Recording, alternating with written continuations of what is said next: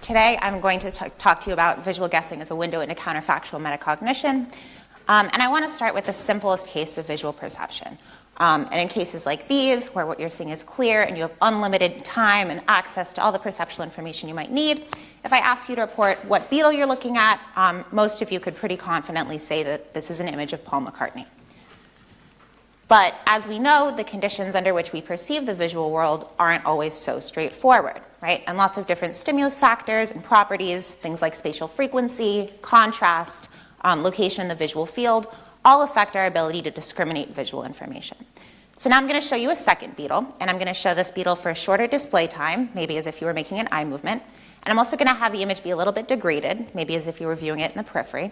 And same thing, I want you to think about what beetle you're looking at. So maybe still pretty easy to do, right? You could tell that this was an image of John Lennon.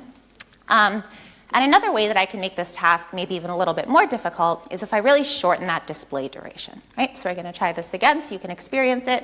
Same thing, think about which beetle you're looking at. Okay, so maybe things are getting a little bit more difficult, but a lot of you could probably still tell that that was an image of Ringo Starr. And another way that I can also make this task more difficult is if I combine these really brief display durations with a backward mask. And when I do this, the task can become pretty difficult pretty quickly. So let's experience what that is together. Okay, so now we're kind of stepping things up a little bit. It's maybe getting a little bit more difficult, but that was an image of George Harrison. And now I'm going to show you one last beetle for the absolute shortest display time. And I'm going to combine this with a backward mask, so I really want you to try and pay attention to what beetle I'm showing you. So ready? Okay, so that probably felt really difficult, right? And a lot of you might have felt like you had to make a guess. And before we talk about what the right answer is, I want you to think about how you arrived at your guess. And I have some ideas, but first I want to talk about some of the possible ways that you could have arrived at your answer. So let's start out by considering one possibility, that you guessed completely randomly. And this may seem super straightforward, but this is really the dominant model of guessing in the literature. Right? And so if you were guessing completely randomly, or some of you may have heard of a lapse parameter, you would have weighted each beetle equally, something like this, and then kind of just pulled one out of a hat, right? And this is not exclusive to our beetles example. This lapse parameter has been used to model things like color, orientation, line length, and so on. And this is really the dominant model for, substantially convincing reasons. It's a really tempting idea. It's easy to formalize and implement. It can be implemented across a wide range of different sensory domains, different cognitive tasks, and so on. And for all these reasons, again, this lapse parameter account is really, really dominant in the literature. But there are some really interesting assumptions that this account makes, and assumptions that I really think are important to highlight. So for one, this account presumes that observers are even capable of generating random responses. And there's a lot of empirical evidence to suggest that even when we explicitly instruct observers to report something or to respond completely randomly, they aren't necessarily capable of doing so. This account also presumes that observers are capable of completely suppressing any heuristics, biases, or other sort of task knowledge that they may come into the experiment with. And beyond all of this empirical evidence suggesting that maybe observers really can't generate these random guesses, I bet it didn't feel like this is what you were doing in the demo, right? It probably didn't feel like you were just sort of weighting each beetle equally and picking one kind of out of a hat. So if you weren't doing this, if you weren't going by this sort of random guess approach, right, what might you have been doing? Well, maybe you had some internal model in this task that would be of the beetles, and you used that internal model to reason about what you might have seen under genuine perceptual uncertainty. So maybe you reason something like, well, Paul McCartney is the most photogenic beetle. I see him all the time. I really expect it to be Paul McCartney, so it must have been Paul. Or conversely, you could have reasoned, well, I see pictures of Paul McCartney all the time. I know I have a really precise perceptual representation of Paul McCartney. If it were Paul McCartney, I would have seen it. I would have noticed it, so it must not have been Paul. Right? And there are a multitude of these strategies, and all of them are really interesting. But because there are so many different strategies, it can be kind of hard to study them systematically. But I'm going to say that these strategies really boil down to three main approaches. Right? There's the random guess approach, but if observers aren't guessing randomly, what are they doing and what can we learn from it? And this is where I want to bring in the idea of guessing as strategic metacognition. Right? If you're making some kind of a response under conditions of perceptual uncertainty, and you're recruiting some internal model in that process, what can we learn from this? So today I'm going to try and answer three big questions. The first is whether observers are actually guessing randomly, right, as presumed by this lapse parameter account. But if observers aren't guessing randomly, they're guessing in some systematic fashion, what might the underlying sort of internal model be that supports this process? And this presents a bit of a challenge, right? This could be pretty difficult to test empirically. You might think that, well, you need to show observers something to make sure that they're responding. But if you show them an actual stimulus, now you're introducing some kind of a signal to which observers could be preferentially responding to. So we had to come up with a novel way of showing observers, in fact, nothing at all, but convincing them that we showed them something. And this is exactly what you experienced on that last Beatles trial.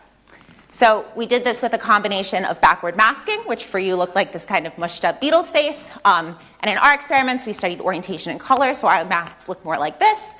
And we paired this with 0 millisecond trials in which no stimulus appeared. So for you, it probably looked like this. For our observers, it looked like just our masks. And we had two experiments in both orientation and color. Observers first fixated, and then either 3 oriented arrows or 3 randomly colored patches appeared simultaneously for a variable display duration. And I want to point out two things about this display duration. The first is the inclusion of these 0 millisecond trials where nothing appeared, but also the fact that these 0 millisecond trials were embedded in other really, really short display times, right? 16 and 33 milliseconds. So observers were not clued into the fact that we were not showing them anything at all. And then after our stimuli or no stimulus at all appeared, then we used our backward masks. And then observers were post-cued to one location, and they reported either the orientation or the color that they saw at that target location. And so far, we've set up 3 possible accounts, right? The first is this random guess account, this lapse parameter account, where observers are sampling from a uniform distribution at random. And for color space, this could look something like this, with an equal likelihood to guess any color. For orientation, it could look something more like this, where observers are equally likely to guess, say, cardinal orientations and obliques. But there are 2 more strategic approaches, too, to consider. The first is a bias towards high precision or high expectation values. And this makes sense if you consider the fact that, again, perception is a process largely driven by our expectations and beliefs about the world. And so if observers are going to make guesses that are weighted towards these high precision regions, for orientation, guessing might look something like this, with a bias to report cardinal orientations on these guess trials as opposed to obliques.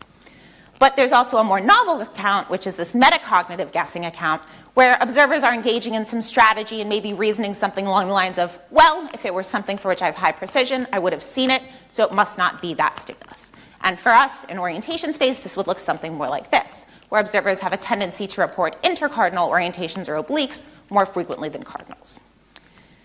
So recall that this is what guessing would look like in our color experiment if observers are just sampling at random from a uniform guess distribution.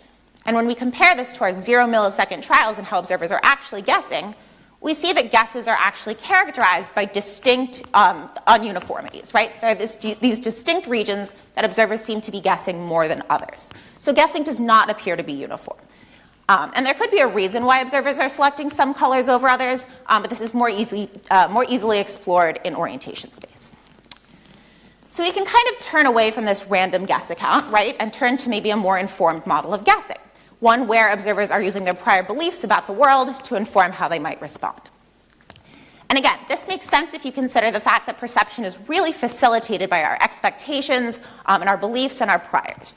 And these priors can originate from many different sources. They can be held sort of implicitly as maybe an inherent product of the architecture of the visual system. We know that we have greater selectivity for cardinal orientations compared to obliques. Or they could be explicitly learned through constant interaction with an environment in which some orientations are more prevalent than others. And so this is what we would expect if we see this high precision bias account, right? Bias towards these regions of high precision, these cardinals. But instead, when we look at observers' behavior on these 0 millisecond trials, we see that observers are actually more likely to report oblique orientations, right? We see a bias away from the prior, with, again, a greater likelihood to report intercardinals compared to cardinals. And this really suggests that guessing seems to reflect the complement of precision. And this is really interesting because while both this sort of high precision account and this low precision account both involve some kind of strategy, only this low precision account seems to imply some kind of internal model that's biased, again, away from these priors. So we can really turn towards this metacognitive guessing account. And again, I really want to emphasize the idea that this metacognitive account is strategic. Only metacognitive guessing involves reasoning about one's own perceptual abilities, right? What am I good at seeing? Reasoning something along the lines of, well, if it were something for which I have extremely high precision for, like maybe really saturated colors or cardinal orientations or Paul McCartney, I would have seen it, and I didn't see anything at all, so it must not have been that feature. This is something very similar to what you might have experienced during that demo. So in moving forward, what I really tried to show you today is that, first of all, guessing does not seem to be just randomly sampling from a uniform distribution. Instead, guessing seems to be both strategic and metacognitive. In other words, guessing seems to reflect the complement of precision. And so looking ahead, I really want to focus on this idea of guessing as a window into strategic metacognition. And we're doing this now in the lab in several different ways. So first, we're asking whether strategic guessing is implemented in a conscious process, right? Are observers actually aware that this is how they're making these guesses? And again, I also said that there are a lot of different strategies some observers might be using, right? And I showed you today, hopefully, that it's not random, it doesn't seem to be uniform, but there are a myriad of other possibilities and ways that this could be implemented. And finally, I want to look into how different guess strategies might differ across different stimuli, different tasks, and so forth, right? Today I've explored two pretty basic stimuli, color and orientation, but I really want to see how this might expand to other more complex stimuli, even other stimuli for which we have really pronounced priors for. And so I'm excited to do all these things kind of looking forward. And so at that, I'd love to thank my lovely colleagues at Johns Hopkins, my fantastic advisors and my collaborators on this project, as well as all of you for being here and listening. So thank you.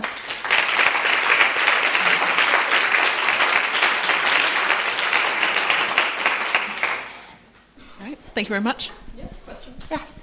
So that was really cool talk. Thanks Thank so you. much. So I was just curious, you also had these different presentation durations in the task. And you could wonder whether the briefest presentation durations would also then give rise to more guessing. So do you recover some of that? Absolutely. So we're now working on a model where we can actually weight each trial by the likelihood that the response came from a guess as opposed to the internal representation. And that's exactly why we have all those different display durations, is we really want to see how this may change across display durations. It's believable that on a 16 millisecond trial, you're going to see a lot more guesses than you would responses originating from the internal representation. So absolutely, we're working on it. Yeah. Thank you. Other questions? Yeah.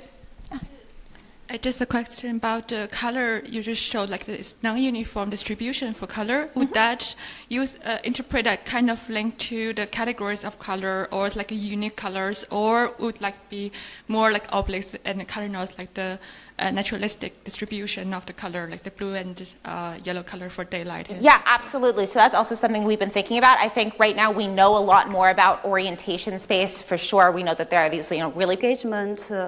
So the N2PC may reflect the attentional engagement. We found the delayed N2PC for the frequent location to target and the enhanced amplitude of N2PC for target at the frequent location. The latency effect might reflect some resistance to the frequent probability location, and the enhanced amplitude of N2PC might say, okay, now you just increase the lead for attentional resource to identify or establish whether the singleton item is target or distractor. Since the response time show us